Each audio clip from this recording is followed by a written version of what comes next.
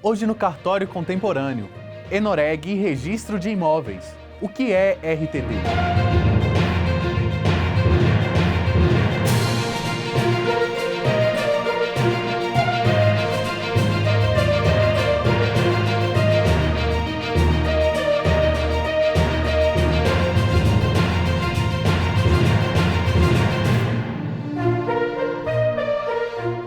Titular do 4º Ofício de Registro de Imóveis do Rio de Janeiro, Alexis Cavicchini conversou conosco em terras fluminenses sobre a Enoreg e o registro de imóveis. Olá, doutor Alexis, seja bem-vindo ao Cartório Contemporâneo. Tudo bem com o senhor? Tudo bem, Duda. Muito obrigado pelo convite e, enfim, tenho muita honra aqui de participar desse programa. O senhor é diretor da Enoreg Rio de Janeiro e oficial de registro de imóveis. O que é a Enoreg Rio de Janeiro? E ela tem parceria com a Enor? Quais os tipos de trabalho e quais os trabalhos que elas desenvolvem juntas? Bom, a Enoreg Rio de Janeiro é a Escola dos Notários e Registradores do Estado do Rio de Janeiro. E eu tenho a honra e o prazer de ser, na administração atual, o diretor da Enoreg Rio de Janeiro. Diversos são os trabalhos desenvolvidos pela Enoreg Rio de Janeiro. Nós fazemos cursos, diversos cursos antes da pandemia, diversos cursos presenciais, 1 a 2 cursos presenciais por mês, pelo menos. E durante a pandemia nós investimos mais em cursos em vídeo, esses disponíveis gratuitamente no YouTube da Enoreg RJ. Então nós temos atualmente mais de 120 vídeos disponíveis, todos gratuitamente, todos de interesse da área notarial e registral. Esses vídeos podem ser acessados por qualquer um na internet e temos lá cursos sobre uso capião extrajudicial, sobre compra e venda de imóveis. Temos também diversos webinars gravados ao vivo com pessoas que entendem sobre o assunto que está sendo perguntado. Enfim, temos um trabalho bastante grande desenvolvido na parte de educação. Além disso, temos o curso de formação de prepostos da Enoreg RJ. Esse curso de formação de prepostos é bastante interessante porque existe uma falta de qualificação da mão de obra. Os cartórios, eles são uma atividade desenvolvida muito específica e as pessoas não sabem onde treinar seus funcionários. Então nós fizemos também um curso de qualificação e ao mesmo tempo as pessoas que desejam, normalmente que fazem o curso e ainda não têm emprego, eles entram num banco de talentos da Enoreg RJ, disponível gratuitamente, disponível online, que os oficiais e tabeliães podem baixar o banco de talentos e, querendo, entrar em contato com aquelas pessoas para contratar para suas serventias. Ou mesmo, obviamente, treinar aqueles que já são funcionários seus. Então, nós temos uma parceria bastante grande com a Enor, como você muito bem disse. A Enor, que é a Escola Nacional dos Notários e Registradores, possui uma parceria com a Enoreg RJ no fito de divulgar os trabalhos, ou seja, nós divulgamos os cursos que a Enor faz e aqui no Rio de Janeiro, no âmbito do estado do Rio de Janeiro, e ao mesmo tempo a Enor ela divulga muitos dos nossos cursos, especialmente esses online, que qualquer pessoa no Brasil e no mundo todo pode acessar, lá pela Enor, pelos canais da Enor. Inclusive, em todos os webinars que a Enoreg faz, a Enoreg Rio de Janeiro faz, nós colocamos sempre lá o escudo, o brasão da Enor, para mostrar que temos essa parceria em conjunto. Então, realmente é uma parceria bastante importante que tem rendido muitos frutos e esperamos continuar com essa parceria por longo tempo. Inclusive, aviso a todos para que estão nos vendo aqui que se inscrevam no canal de YouTube da Enoreg Rio de Janeiro e que temos vídeos novos toda semana. Toda quarta-feira temos um vídeo novo, ou um webinar ao vivo, ou então um vídeo já pré-gravado. Qual a função do registro de imóveis e qual a importância? Essa pergunta é uma pergunta muito interessante e muito importante.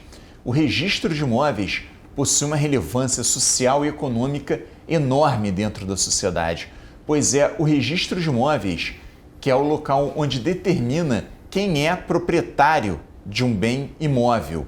Ou seja, para a pessoa saber quem é proprietário de um bem imóvel, ela tem que ir até um registro de imóveis e pedir uma certidão para saber a condição jurídica daquele imóvel. E não só isso, o trabalho do oficial de registro de imóveis é todo feito com o fim de analisar a documentação imobiliária e saber se a documentação imobiliária está correta. Em estando correta a documentação imobiliária, ele irá efetuar um registro junto à matrícula daquele imóvel, alterando a situação jurídica do imóvel, ou seja, alterando o proprietário era A por meio de algum instrumento, um instrumento particular que fosse de escritura pública ou uma escritura pública, por exemplo, ele vende para B. Então, a documentação toda é analisada para ver, por exemplo, se foram recolhidos os tributos, para ver se realmente aquela pessoa que vendeu poderia ter vendido para outra pessoa, se não há nenhuma indisponibilidade, uma ordem judicial de constrição, enfim. E, tendo tudo certo, é feito um registro na matrícula do imóvel. É importante dizer que os municípios eles possuem apenas um cadastro imobiliário. Esse cadastro imobiliário é só para fins de controle da terra municipal e também controle para cobrança de tributos. Porém, quem determina quem é o proprietário do bem imóvel, que determina o que é o proprietário do bem imóvel, é o registro que está no registro de imóveis. Então, essa diferenciação entre cadastro e registro, ela é muito importante, pois o cadastro na prefeitura muitas vezes está desatualizado ou simplesmente consta em nome de um possuidor, enfim, não é aquela pessoa que realmente é proprietário. E com isso nós temos uma função econômica também muito grande, porque a partir do momento que o imóvel está registrado em nome de uma pessoa, seja ela pessoa física ou pessoa jurídica, ela pode, por exemplo, dar em garantia esse imóvel. Além de vender, ela pode dar o imóvel em garantia. Então ela consegue crédito com um valor muito mais baixo do que, por exemplo, se ela for pegar um crédito pessoal. Então isso alavanca a economia porque uma empresa pode dar o imóvel dela em garantia e conseguir juros mais baratos para, por exemplo, instalar uma nova máquina, ampliar suas instalações, enfim. E uma pessoa física, muita gente não sabe dessa possibilidade, consegue muitas vezes quitar dívidas que ela tem, por exemplo, dívidas com crédito ou rotativa de cartão de crédito, que são juros muito grandes, ou crédito pessoal foi pego dando um imóvel em garantia, enfim, quitando a dívida e ficando com uma dívida que tem juros muito mais baixos. Então, realmente, a função é muito grande, porque todas essas transações imobiliárias, elas passam pelos cartórios.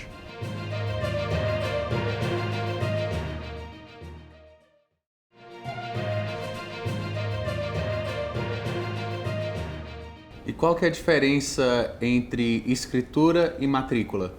A diferença entre escritura e matrícula é uma diferença muito importante. E, infelizmente, as pessoas não sabem. Em geral, os leigos, para dentro da área notarial e registral, é bastante óbvio, mas os leigos não fazem muita ideia da diferença entre escritura e matrícula. Muita gente fala que tem escritura do bem como se já fosse proprietária do bem. Ou seja, eu quero ver a escritura do bem, como se isso fosse a prova de propriedade do bem. E a escritura é simplesmente um negócio jurídico que é feito de cunho obrigacional, ou seja, é um contrato que é feito entre uma pessoa e outra. Esse contrato, se levado ao registro de imóveis, aí sim ele possui a propriedade de transferir a propriedade daquele vendedor para o comprador que consta da escritura. Porém, podem ter, por exemplo, algumas exigências a serem cumpridas na escritura, enfim. Então, até o momento que é levada a escritura ao registro, aquela pessoa não é proprietária do bem. Ela simplesmente tem o direito em caráter obrigacional sobre o bem. Então, existe a necessidade de se registrar a escritura no registro de imóveis. A partir do registro, ela poderá, por exemplo, dar esse imóvel em garantia ao banco, ela poderá vender a terceiro, ou então, se esse comprador vier a falecer, esse imóvel ele poderá ser partilhado entre seus herdeiros. Então, enquanto que simplesmente só tem aquela escritura guardada em casa, ele só tem um direito obrigacional. Então, é importante que a pessoa já pegue e já registre a sua escritura o quanto antes. Até porque sabemos hoje no Brasil, nós somos talvez um dos países mais judicializados do mundo. Nós temos 100 milhões de processos em curso no Brasil. Se cada processo tem normalmente 2 partes, é como se cada pessoa no Brasil fosse autora real, em média, em um processo, com 212 milhões de pessoas no Brasil atualmente. Então, o que acontece? É muito comum uma ordem, por exemplo, de penhora sobre os bens de um devedor, ou então de indisponibilidade sobre os bens de um devedor. E podemos imaginar uma pessoa compra um imóvel por escritura pública, não leva essa escritura ao registro, e esse vendedor acaba tendo algum tipo de problema, seja esse vendedor pessoa física ou pessoa jurídica, e algum juiz manda penhorar os bens desse devedor ou manda indisponibilizar os bens desse devedor.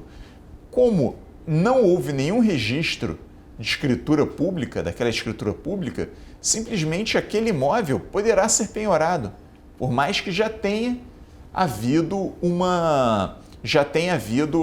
a escritura pública de uma pessoa para outra.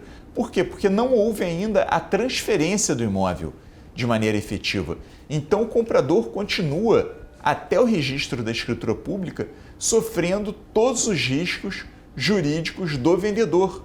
Qualquer coisa que aconteça com o vendedor, aquele imóvel que ele adquiriu, mas na realidade ainda não adquiriu porque ainda não registrou sua escritura, ele continuará respondendo com o restante da massa patrimonial daquele vendedor que agora é devedor. Se, por exemplo, ele vier a falir, esse vendedor vier a falir, aquele imóvel será arrecadado junto da falência. Então, Duda, pode-se imaginar o problema que aquele comprador vai ter para demonstrar que ele já comprou um imóvel, etc., enquanto que o credor daquele vendedor ele vai falar, mas você comprou um imóvel, você tem um direito obrigacional, você não registrou ainda. Então, eu quero o imóvel para mim, para satisfazer os créditos que eu tenho. E outro problema muito comum, extremamente comum, a pessoa compra, não registra a escritura pública ou, nos casos permitidos, instrumento particular que fosse escritura pública, ela morre e aí os seus herdeiros querem fazer inventário e partilha. E aí muitas vezes não sabem onde foi lavrada a escritura pública, começa a correr atrás de escritura pública para fazer o inventário, às vezes querem vender o bem, porém tem que primeiro achar a escritura pública para levá-la a registro, para depois fazer o inventário. Enfim, então vemos às vezes inventários ficam anos. Hoje com os inventários extrajudiciais é extremamente rápido, se todos os herdeiros estiverem concordes, fazer o inventário, mas às vezes por problemas que a pessoa não regularizou o imóvel anteriormente, ficam inventários correndo por anos. Então, realmente existem muitas vantagens de se registrar a escritura pública. E como se dá a transmissão imobiliária no direito brasileiro? Essa pergunta é bastante interessante porque é decorrente da última. E, enfim, a transmissão imobiliária no direito brasileiro, ela se dá primariamente através do registro de um título no registro de imóveis. Esse título pode ser uma escritura pública, pode ser um instrumento particular. Existem diversos outros tipos de títulos também que podem ser levados a registro, como, por exemplo, a arrematação de um imóvel em asta pública. Também existe a possibilidade de registro de ordens judiciais para a transmissão de um imóvel de uma pessoa para outra. E existem também algumas poucas hipóteses de transmissão que não há necessidade de registro para que se mude quem é o proprietário, mas há necessidade de registro para que aquele novo proprietário tenha disposição do imóvel. Então, por exemplo, na usucapião, a partir do momento que a pessoa consegue cumprir o tempo mínimo de usucapião, ela já é proprietária, independentemente de registro. Porém, ela é proprietária, mas não pode vender ainda aquele bem para um terceiro. Por quê? Porque não consta em nome dela aquele imóvel. Então, ela tem que levar uma sentença de usucapião judicial ou então tem que provocar um procedimento de usucapião extrajudicial para ter aquele direito de propriedade reconhecido para ela. E da mesma forma, por exemplo, é a desapropriação. Um município, o Estado, o município ou a União Federal podem desapropriar qualquer bem. É entendimento doutrinário que a partir do momento do decreto desapropriatário ele já vira proprietário daquele bem, sem necessidade de registro. Porém, se o município quiser vender aquele bem para um terceiro posteriormente, ele deverá registrar aquele título da desapropriação no cartório de registro de imóveis competente. Então, para qualquer caso que a pessoa que deseja alienar posteriormente o imóvel, ela necessitará do registro, mesmo nesses casos que ela vira proprietária sem o registro. E, nos outros casos, para ela ser proprietária, que normalmente são as transmissões intervivos entre particulares, que é mais de 90% das transmissões, para ela virar proprietário, ela necessita do registro. Então, são dois passos no direito brasileiro, é chamado de sistema de título e modo. Ou seja, você tem um título e tem um modo de aquisição, que é o registro do título. E qual a importância de ter um imóvel registrado no nome do proprietário? O imóvel registrado em nome do proprietário, além de deixar ele imune aos efeitos dos problemas de crédito do antigo vendedor e também, além do fato dele poder dar esse imóvel em garantia ao sistema, dentro do sistema financeiro nacional, também tem diversas outras vantagens. Muitas vezes, em muitos municípios, para a pessoa poder conseguir um alvará de construção, ela precisa mostrar para o município a matrícula do imóvel e o imóvel em nome dela, ou seja, para ela ter uma autorização para poder construir, ela precisa que aquele imóvel esteja em nome dela. Em outros municípios exigem, para ter um alvará de funcionamento de um negócio, que aquele imóvel esteja corretamente registrado em nome daquela pessoa. Além disso, um imóvel corretamente registrado, ele vale muito mais no mercado formal do que um imóvel que está irregular ou que está pendente de alguma irregularidade. Em certos casos, até mesmo dobra ou triplica o valor do imóvel. Então, dessa forma, a pessoa terá um acréscimo patrimonial instantâneo, simplesmente pelo fato de que ela está com aquele imóvel juridicamente formalizado, além dessas possibilidades todas que a lei lhe dá, porque com o imóvel formalizado, muitas vezes é condição sine qua non para que ela inicie um negócio, ou que ela reforme aquela residência, enfim, para que ela transite com o imóvel dentro da formalidade jurídica. Todos os locais do Brasil são atendidos pelo registro de imóveis ou existe algum que não? O Brasil inteiro é atendido pelo registro de imóveis. Em todos os locais do Brasil, em qualquer local do Brasil, seja na metrópole mais populosa até no meio da Amazônia, existe algum registro de imóveis que é competente para aquele local. Em cidades maiores, por exemplo, no Rio de Janeiro ou em São Paulo, nós temos diversos registros de imóveis, cada um competente para uma parte daquela cidade. Então, por exemplo, em São Paulo, na capital do estado de São Paulo, existem 18 registros de imóveis que são competentes pela cidade. Aqui na cidade do Rio de Janeiro, é a segunda cidade com o maior número de registros de imóveis. Nós temos também, obviamente, por ser a segunda cidade mais populosa do Brasil, nós temos 12 registros de imóveis. Eu sou delegatário do 4º registro de imóveis aqui da cidade do Rio de Janeiro. Então, cada porção, por exemplo, aqui da cidade do Rio de Janeiro, cada centímetro da cidade do Rio de Janeiro, qualquer local do mapa que você coloque a mão, vai ter um registro de imóveis competente. Em outros municípios menores, eles vão ter, às vezes, 4, 3, 2 registros de imóveis ou até mesmo um registro imóvel apenas, que é competente pelo município inteiro. E em locais bem menos populosos, normalmente mais para o interior do Brasil, nós temos um registro imóveis que é competente por vários municípios integralmente. Então, dessa forma, pela organização judiciária do Distrito Federal e também de cada estado, nós temos os registros imóveis que abrangem todo o território nacional. Então, qualquer parte do território nacional haverá algum registro imóveis que é competente para registrar os imóveis lá. Então, essa proteção dada pelo registro imóveis, ela é outorgada em todo o território nacional. Então, independentemente de onde esteja a pessoa que esteja nos vendo, a não ser que esteja fora do Brasil, mas estando em território nacional, em algum lugar, naquele território nacional, naquele local onde ela está, algum registro imóveis é o competente para registrar o imóvel daquela localidade. O que é a usucapião extrajudicial? A usucapião extrajudicial é uma possibilidade nova, já não tão nova assim, porque ela advém do novo Código de Processo Civil, mas ainda continua sendo recente, de se reconhecer a propriedade por uso capião.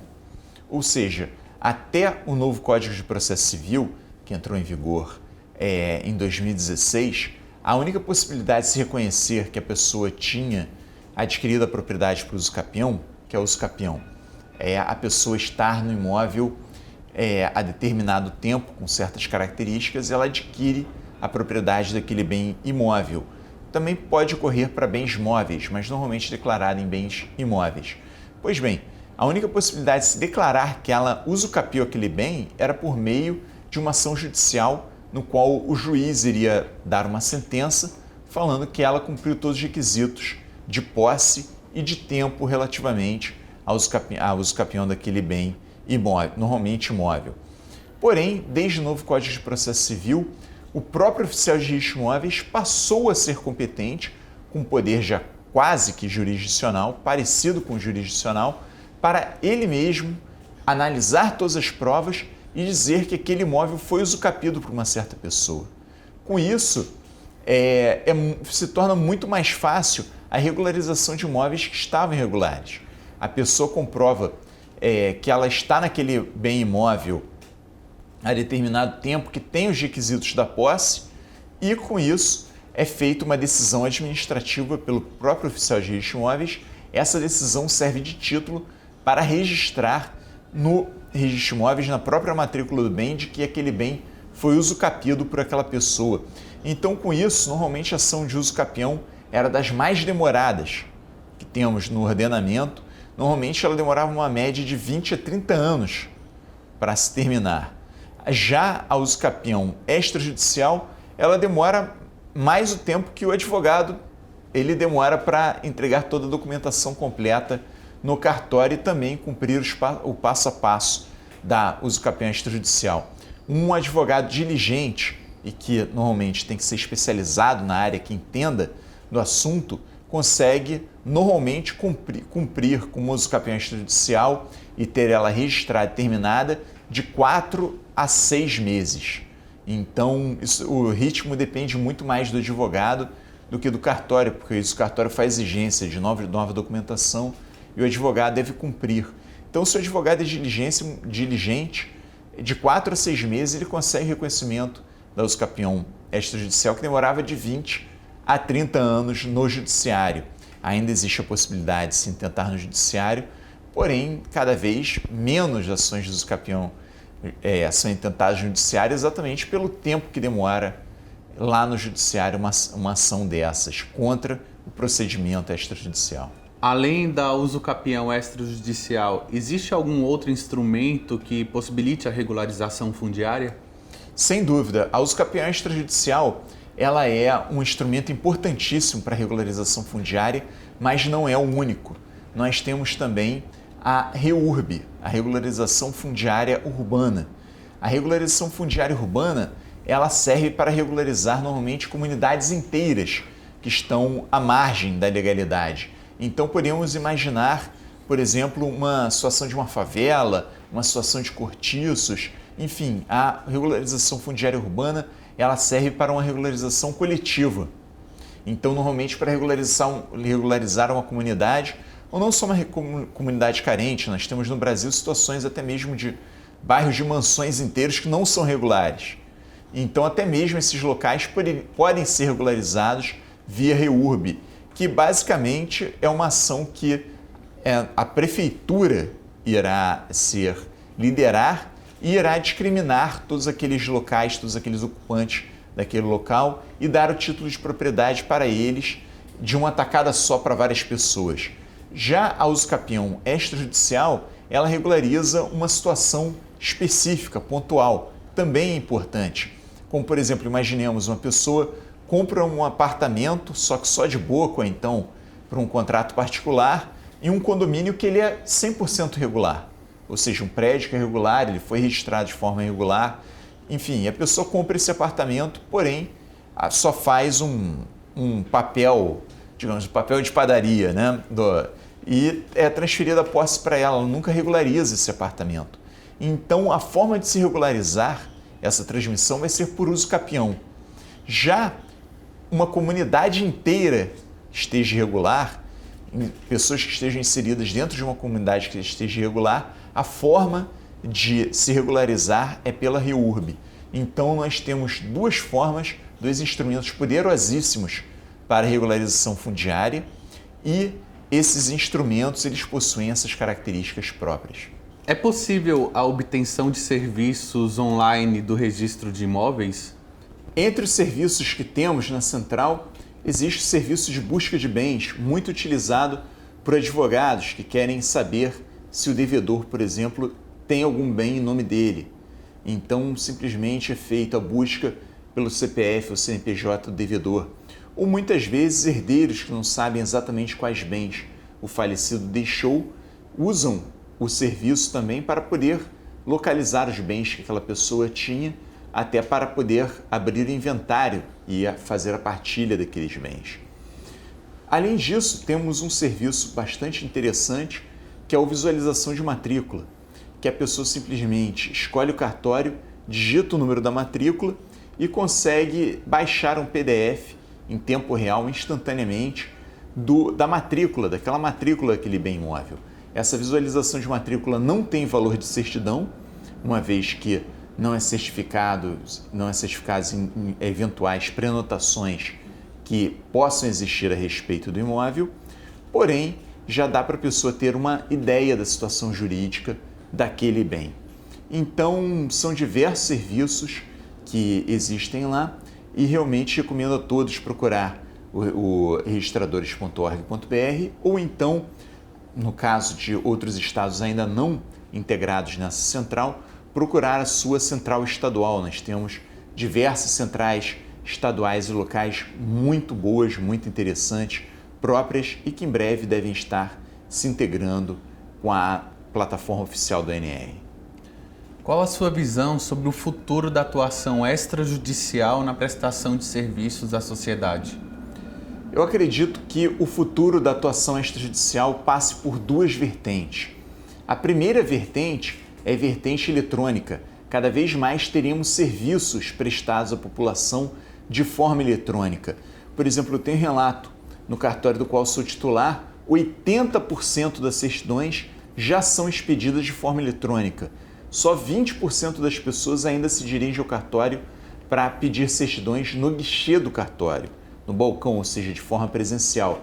E esse número tende a diminuir cada vez mais, até ser um número realmente residual. De outro lado, nós temos uma atuação da extrajudicial cada vez mais pegando atribuições que anteriormente eram do judiciário, eram exclusivas do judiciário. Nós tivemos, por exemplo, no início dos anos 2000, a retificação diária de imóveis, que antes era um procedimento no judiciário, que agora a retificação de imóveis é feita pelo registro de imóveis.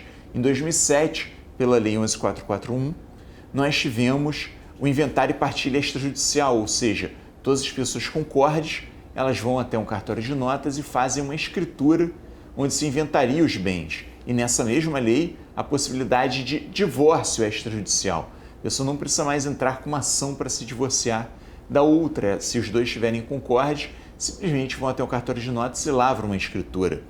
E diversos casos foram exatamente dessa forma. Foi regulamentado, por exemplo, a mudança de gênero e de nome de transgênero diretamente no cartório de registro civil de pessoas naturais, dispensando-se também uma ação judicial.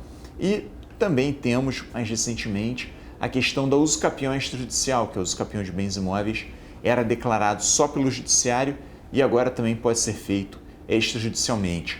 Todas essas funções que o extrajudicial pegou, conseguiu abraçar com muita eficiência, sendo muito mais rápido do que o próprio Poder Judiciário.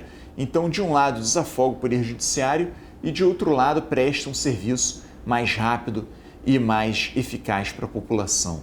Então, a tendência é que continuem a se pegar novos serviços. Então, por exemplo, agora já se está discutindo a possibilidade de adjudicação de imóvel pela via extrajudicial. O que é isso? A pessoa ela fez uma promessa de compra e venda, pagou as prestações todas, porém o vendedor, muitas vezes ocorre no Brasil, sumiu.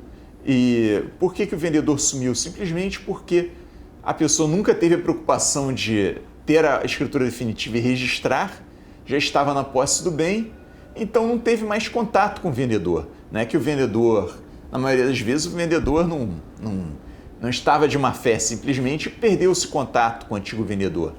E não é mais possível, às vezes, situações de 30, 40 anos, outorgar a chamada escritura definitiva para levá-la a registro. A pessoa só tem uma promessa de compra e venda em mãos e essa promessa está quitada. Então a ideia é que tenha adjudicação compulsória nesses casos de promessa, processada pelo próprio registro de imóveis, a pessoa provando que realmente, efetivamente, quitou todas as parcelas e que não existe nenhum tipo de oposição do antigo vendedor, simplesmente ela irá registrar aquele imóvel em nome dela. Então existem diversas possibilidades, essa é uma delas, uma bastante comum, aliás. Existem diversas possibilidades que estão sendo estudadas para o extrajudicial e essa é uma das tendências para o futuro. E como o senhor avalia a iniciativa da CNR em criar o cartório contemporâneo na TV Justiça? A iniciativa do CNR de criar o cartório contemporâneo é extremamente importante. Por quê? Porque os cartórios necessitam de ter visibilidade nacional. As pessoas realmente não entendem, não sabem o que é feito no âmbito extrajudicial e temos diversos serviços que são oferecidos que são, de um lado, essenciais para a população e, de outro, facilitam sobremaneira a vida da população. Então, é importantíssimo. E isso ser dentro do âmbito da TV Justiça é muito importante também. Por quê? Porque o Poder Judiciário é o poder que fiscaliza os cartórios e faz a normativização dos cartórios. Desta maneira, é importante que o próprio Poder Judiciário conheça os cartórios que ele mesmo fiscaliza e que, infelizmente, por um desconhecimento, um descompasso de informações, muitas vezes não possui as informações necessárias, o conhecimento necessário para fazer bem a sua fiscalização. Então, trata-se de uma iniciativa extremamente louvável, que merece todos os parabéns e que realmente é importantíssimo. Doutor Alexis, muito obrigado pela sua participação. Seja sempre bem-vindo ao Cartório Contemporâneo. Duda, muito obrigado. Agradeço o convite. Espero estar aqui de novo em breve.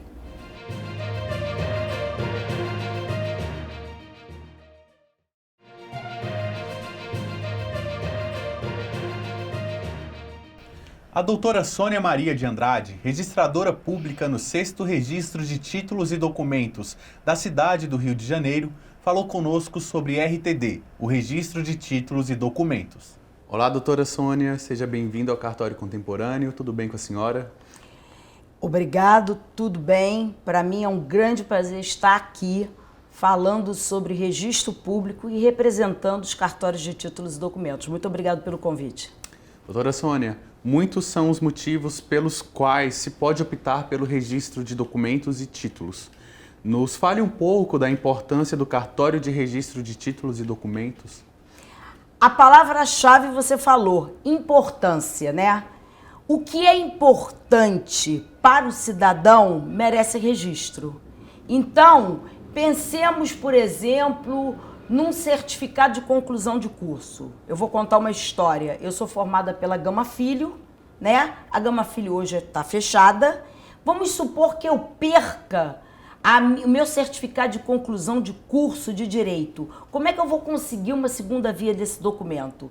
Então eu entendo que todas as pessoas que têm um documento que reputa importante para a sua vida devem levar esse documento particular ao cartório de títulos e documentos. Então todos os documentos particulares que são importantes para o cidadão deveriam estar dentro de um cartório de títulos e documentos. Quais os documentos podem ser registrados?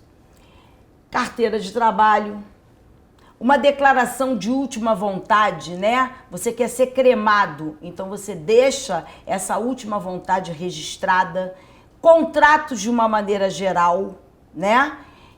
Documentos da sua moradia, documento dos seus animais. Então, enfim, documentos particulares que precisam ter a guarda, porque o cartório de títulos e documentos ele tem como principal atividade a guarda, a eternização do seu documento, né? A validade contra terceiros. Então, todo documento importante para a vida civil, particular, deveria estar dentro do cartório de títulos e documentos. Porque amanhã ou depois, se você precisar desse documento e não souber aonde encontrar esse documento, basta você dirigir-se ao cartório, pedir uma certidão, que essa certidão vai ter valor de original.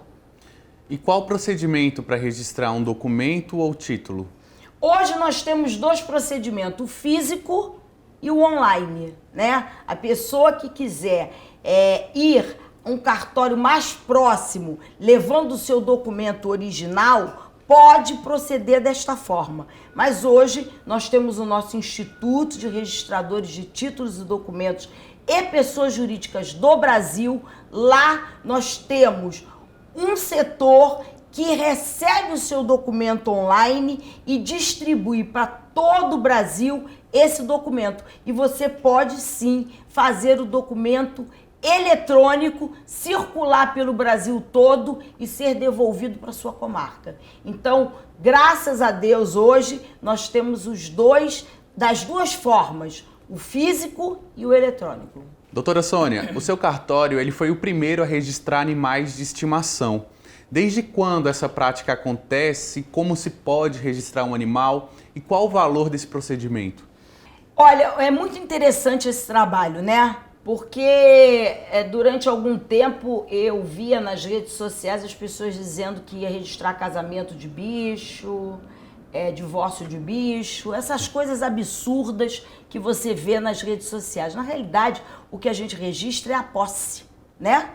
Para você provar que aquele animal efetivamente é seu. Você imagine, numa demanda de separação, quantas discussões em torno de animal existem no judiciário? Se você pega o documento e registra e previamente define como vai ficar a situação daquele animal em caso de separação, você tira a demanda do Poder Judiciário. Então a gente criou esse tipo de serviço exatamente para facilitar a vida do usuário. Então o que a gente registra é a posse do documento. Esse documento, ele contém as características do animal, os dados do dono, e a gente inclusive criou uma marca chamada IdentiPet. Então, é a identidade do seu animal. A partir daí, é inequívoca a prova de que aquele animal é seu. Inclusive, alguns animais que são chipados, eles podem colocar o número do chip também no registro. Você imagina que numa viagem, quantos animais são desvinculados do seu dono, né? As pessoas chegam no aeroporto e não conseguem encontrar seu animal. E como é que você vai provar que aquele animal é seu, né? Então esse documento, ele veio para dar essa característica inequívoca da posse do animal. Então ele é importante. Se você ama o seu animal, você leve o documento a registro, porque é uma garantia para você e uma prova inequívoca do amor que você tem pelo seu animal. Então, registre o seu animal. Quanto ao custo, a gente sabe que as tabelas de emolumentos são ditadas pelas corregedorias locais. Então, cada estado tem um preço. Eu sugiro que o usuário que esteja me assistindo entre em contato com a corregedoria local para saber o custo operacional desse registro. Mas não é nada absurdo, nada que não mereça um registro para aquele bichinho que você ama tanto. Como funciona essa realidade do registro animal no país? Há um sistema online unificado o Brasil todo e quais estados possibilitam esse registro? Olha só, todos os estados, alguns com algumas peculiaridades que a corregedoria dita, né? E da mesma forma como eu falei anteriormente, de você poder fazer o documento físico ou online, essa prática acontece também em relação ao registro do seu pet, né? Você pode viabilizar o registro online, mandar eletronicamente, receber eletronicamente, ou fisicamente num cartório próximo de títulos e documentos da sua moradia. A senhora é diretora da RARES, a Rede Ambiental de Responsabilidade Social dos Notários e Registradores, e responsável por iniciativas como o Natal Super Fantástico, promovido pelo Instituto Novo Brasil, pelo Carimbo Solidário. Eu queria que a senhora comentasse um pouco sobre esses projetos sociais e de que forma os cartórios participam. Eu costumo dizer na minha vida que antes de eu gostar de papel, eu gosto de pessoas. Porque o que o registrador público faz? Ele registra a história da pessoa, né? Quando você compra um carro, quando você compra uma casa, quando você tem um animal. Então, primeiro você vai escutar a história da pessoa para colocar no papel. Então, logicamente, eu tenho que gostar primeiro das pessoas para depois, então, formalizar aquele ato. Para mim foi um grande prazer receber esse convite da RARES e representar os notários e registradores no que tange a responsabilidade social e ambiental, né? Eu entendo que a gente só vai construir um Brasil quando a gente olhar mais para as pessoas. A gente tem que dar um destaque para as pessoas. Quando os governos, seja ele municipal, estadual, federal, colocar na pauta do dia as pessoas, a gente consegue mudar esse país através de um programa social. Eu acho que falta programas sociais. E aí, esse Natal Super Fantástico que eu criei em 2006, e ele tinha como objetivo o seguinte: fazer Natal para aquelas crianças que eram portadoras do vírus HIV, de câncer e que sofriam violência doméstica. Porque essas crianças eram meio que esquecidas no Natal. Por que super fantástico? Porque elas eram as super fantásticas. Porque passar por todo esse problema e conseguir superar, estar alegre e acreditar que iam passar, nada melhor do que elas para representar esse Natal super fantástico. Com a pandemia, a gente infelizmente não consegue ainda aglomerar de novo essas crianças, porque a gente fazia uma festa para 300 crianças, né? Então, esse ano, eu cheguei em casa e liguei a televisão e vi mulheres catando comida no lixo e dizendo: graças a Deus eu estou levando comida para minha casa, para meus filhos. E isso me deixou assim, perplexa, né? Como assim? Você ficar feliz porque você está catando comida no lixo e levando essa comida para os seus filhos. Então eu falei, esse ano o Natal Super Fantástico vai colocar comida na mesa do brasileiro. E aí eu convoquei amigos, né? Porque eu já fiz parte do futebol, registradores e notários. E olha, a resposta foi imediata. Eu, até agora, já arrecadei quase 30 mil reais e estou pretendendo chegar aos 50. E nós já compramos 450 bolsas de alimentos. Eu vou no local onde essas pessoas não têm absolutamente nada. Eu vou filmar e vou depois viabilizar para essas pessoas que participaram dessa rede solidária, mostrando que essa categoria, ela unida, ela tem muita força. A gente pode falar com o Brasil inteiro, a gente pode levar comida e qualquer tipo de ação social a partir da conscientização dos notários e registradores, da importância deles dentro do mundo jurídico e da sociedade brasileira. Porque você sabe que quando a gente nasce, a gente tem uma certidão de nascimento que é gratuita. Quando a gente morre, a gente tem uma certidão de óbito, que também é gratuita. Então, a atividade notarial e registral é eminentemente social. E eu só tenho que bater palma para esses notários e registradores que, junto comigo, vão fazer um Natal super fantástico.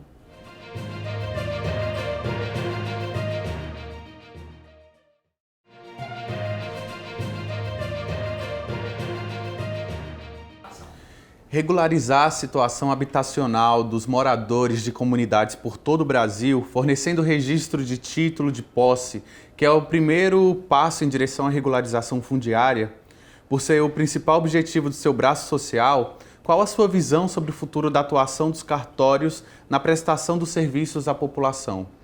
Deixa eu contar para vocês, em 2006, depois de ter conseguido assumir o cargo público, eu entendia que eu tinha que fazer uma ação que levasse registro público o maior número de pessoas possíveis. E aí eu escolhi, dentro da Constituição, o direito à moradia. Porque tudo na vida do cidadão gira em torno da moradia. Você vai procurar um trabalho próximo da sua casa. Você vai estudar, você procura uma faculdade próxima da sua casa. Além do que, a moradia, ela tem um cunho de segurança, tem um cunho de saúde. Pasme vocês, o maior índice de tuberculose nas comunidades do Rio de Janeiro é por falta de circulação de ar, porque muitas casas não têm janela. Então, por que não falar que moradia está ligada à saúde? Então eu escolhi a moradia. Fundamos o Instituto Novo Brasil, né? Porque eu entendo que um novo Brasil começa com a movimentação da sociedade civil, de cada segmento, como a de notários e registradores. Eu não sou titular de um registro de imóveis, mas eu pensei que com esse processo eu poderia facilitar a vida de notários e registradores de imóveis. De que forma? Eu, indo à Defensoria Pública do Núcleo de Terras, eles me diziam assim: o maior problema que a gente tem para tramitar a regularização fundiária é reunir essa documentação. Então eu resolvi formatar um dossiê, que seria a prova de que as pessoas estão há mais de 5 anos, dessas testemunhas que vão dizer que essa pessoa mora ali, a planta que eles tinham dificuldade de fazer. E aí eu formatei esse dossiê. E para você ter uma ideia, na comunidade do Cantagalo, inúmeras pessoas já têm título de propriedade com base nesse projeto. Esse projeto ganhou o 2º lugar do Prêmio Novare. Em novembro, nós gravamos um documentário para a ONU que vai falar sobre as vertentes da moradia, e nós fomos convidados. E uma coisa que me chamou muita atenção no depoimento de um dos moradores da comunidade que nós fomos, porque eu entro nas comunidades, tá? Eu gosto de ir lá tomar café, conversar com os moradores, para que eles saibam que o registro público está ao alcance deles. E aí eu conversando com eles, ele disse o seguinte para mim: doutora Sônia, o seu projeto empoderou as mulheres. Eu falei, como assim? As pessoas não tinham possibilidade de emprego, e com esse projeto, com esse documento, nós recebemos uma ajuda de uma ONG internacional incentivando a culinária. E mulheres que nunca tinham trabalhado passaram a trabalhar dentro da Associação de Moradores, fazendo alimentação e vendendo.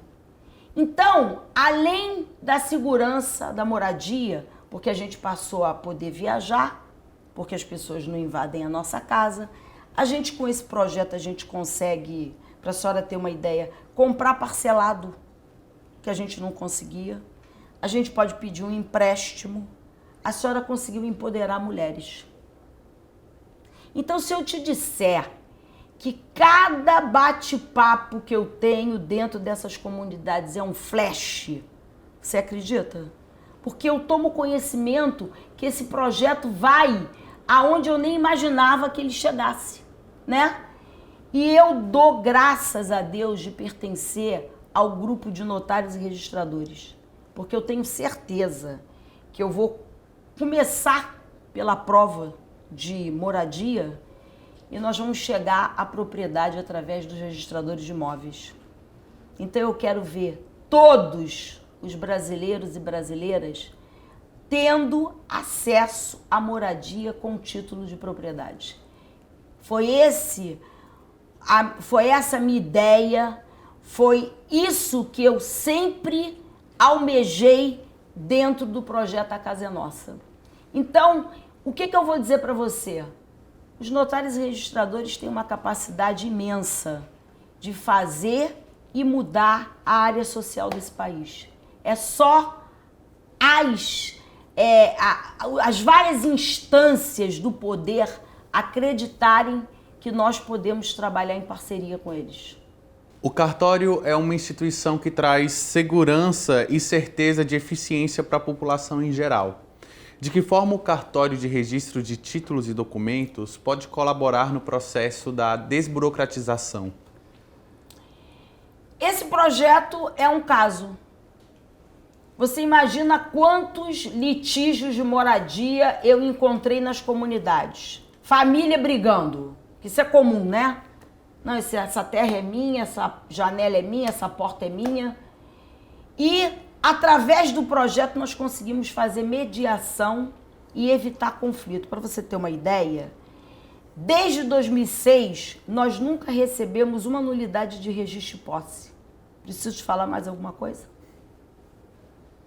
Por que não intimações sendo feitas pelos cartórios de títulos e documentos? As próprias notificações. As notificações, elas existem e muitos litígios deixam de chegar à justiça porque, através da notificação, esses problemas são solucionados. Então, eu costumo dizer nas comunidades o seguinte: gente, eu vendo segurança jurídica, quem não quer comprar? Você não quer comprar segurança jurídica? E quando o documento chega no cartório de títulos e documentos, ele ganha publicidade, validade contra terceiro, ninguém pode alegar desconhecimento, né? E nós temos uma atividade residual. Aquilo que não está em nenhum segmento é registrado no cartório de títulos e documentos. Então, eu digo para eles, vamos aprender a usar o cartório a seu favor. Eu garanto que se o usuário que está me assistindo usar o cartório a seu favor, dificilmente ele vai entrar numa demanda judicial. Então eu incentivo sim. O meu objetivo quando eu entrei nas comunidades do Rio era desmistificar a questão de cartório burocrático, papel. Eu digo para eles, se vocês derem entrada no cartório às 9h, meio-dia, o documento está registrado. Oi, doutora Sônia. Muitos querem colocar a burocracia do país em cima do registro público. É mentira. Imaginem vocês, um inventário que durava 10 anos, hoje no cartório de notas demora 30 dias. Por que burocracia ligada a cartório? Então eu vou brigar sim pelo registro público até o último dia da minha vida. E o que eu puder fazer para aproximar o usuário do serviço notarial e registral, eu estou aqui para isso. Muito obrigado pela entrevista. Todas as vezes que vocês quiserem que eu conte histórias, que eu digo para as pessoas o seguinte, eu sou uma contadora de história, porque quando eu entro nas comunidades eu escuto tanta história, tanto benefício que o cartório levou para essas pessoas, que eu estou à disposição desse programa para contar essa história e dizer que cartório é amigo do cidadão. Muito obrigada. E como a senhora avalia a iniciativa da CNR em criar o cartório contemporâneo na TV Justiça? De forma muito positiva. Eu sou formada em marketing e eu acho que o que falta para notários e registradores é a divulgação do serviço. É as pessoas saberem o quanto o cartório pode ajudá-los na vida e no dia a dia. Então, que venham mais programas. Doutora Sônia, muito obrigado pela sua participação. Seja sempre bem-vinda ao Cartório Contemporâneo. Muito obrigada, eu que agradeço.